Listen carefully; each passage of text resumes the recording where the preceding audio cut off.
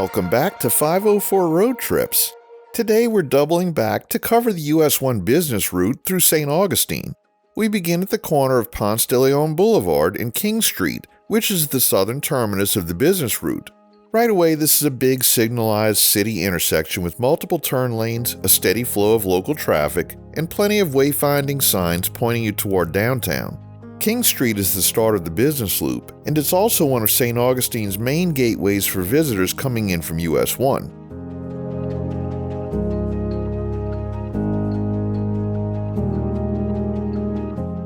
Just a couple of blocks ahead, we roll onto the King Street Bridge over the San Sebastian River.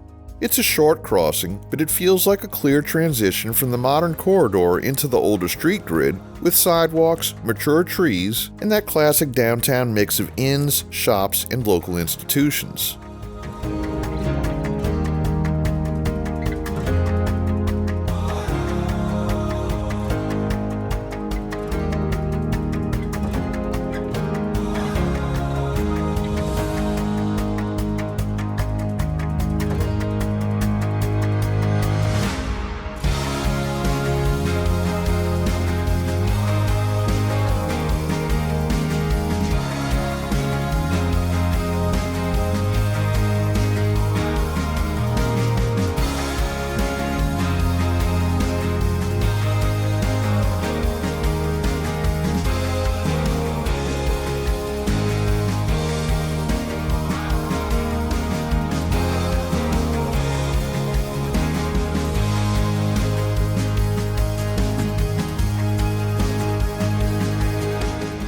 St. Augustine has an estimated population of 16,033 as of 2024 and had 14,329 residents at the 2020 census.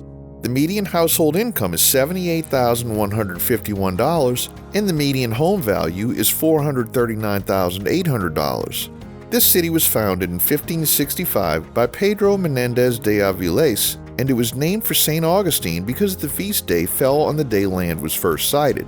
Today it's a tourism powerhouse, especially during the Nights of Light season, and the spring calendar is packed too, with recurring events like the St. Augustine Celtic Music and Heritage Festival drawing big crowds.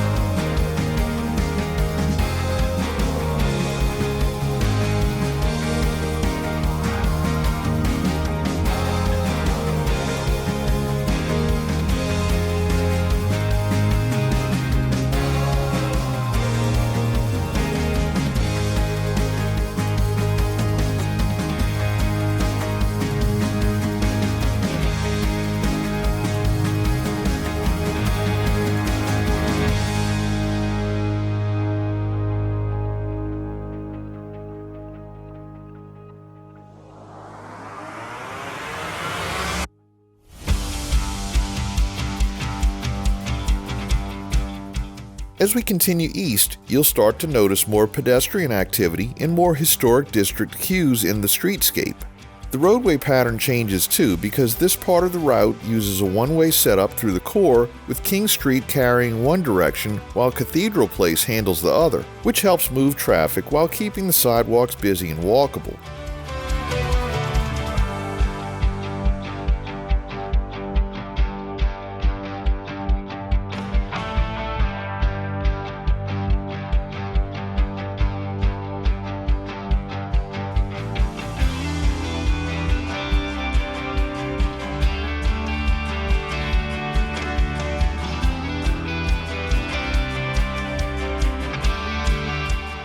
Ahead, we connect with State Road A1A and the business route turns north toward the bayfront.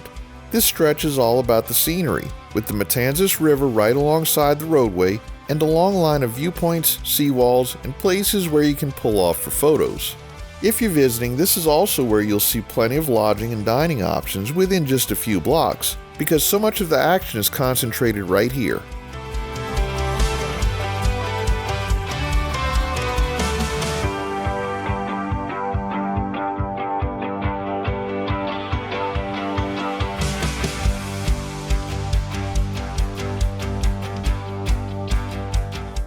We're now running with A1A, and as we follow the curve along the water, the Castillo de San Marcos area comes into view. This is one of the signature sites in town, and it's an easy stop for travelers because it sits right at the edge of the historic district. Between the waterfront walks, the museums, and the nearby pedestrian streets like St. George Street, it's the kind of place where you can park once and spend hours exploring.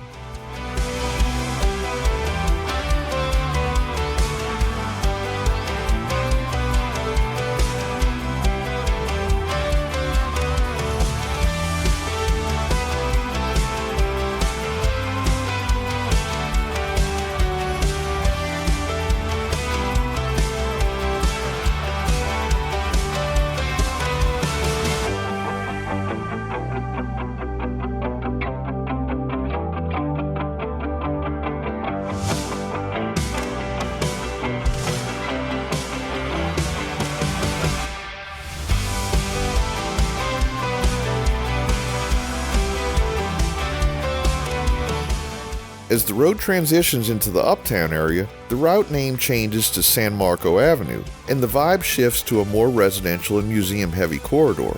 This section is lined with attractions that have been pulling in visitors for generations, including sites tied to early Spanish Florida, plus a mix of cafes, inns, and small shops that make Uptown a great alternative when the downtown core feels crowded.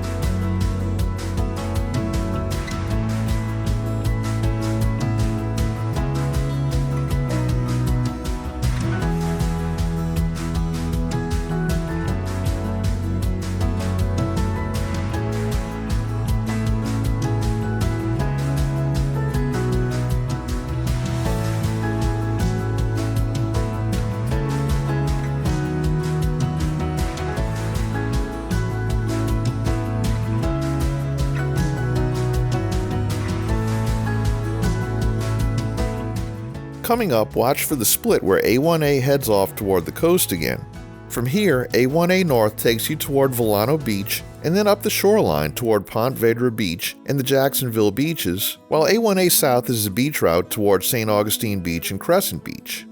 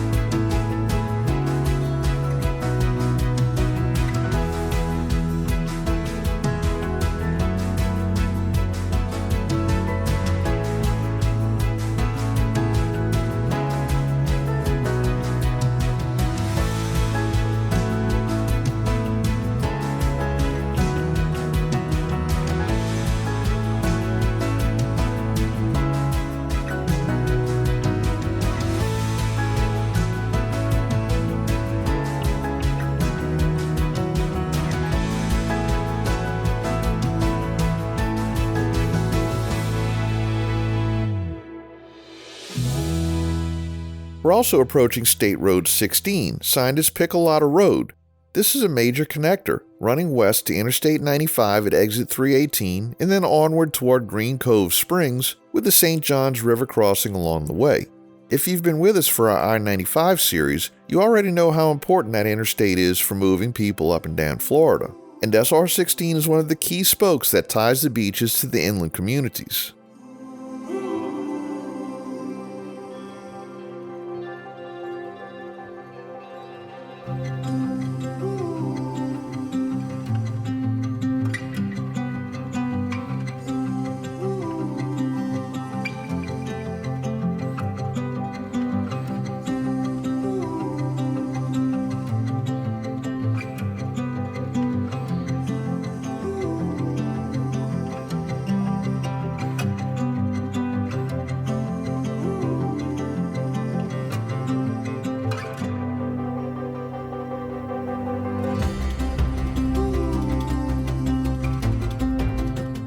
A few blocks later, the business route ends as we meet back up with US-1 at Ponce de Leon Boulevard.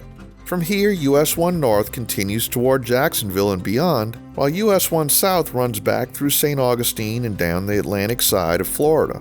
You'll notice the scenery shifts away from the bayfront into the classic St. Augustine roadside mix of visitor services, local businesses, and those last clusters of historic sites before the city starts to thin out.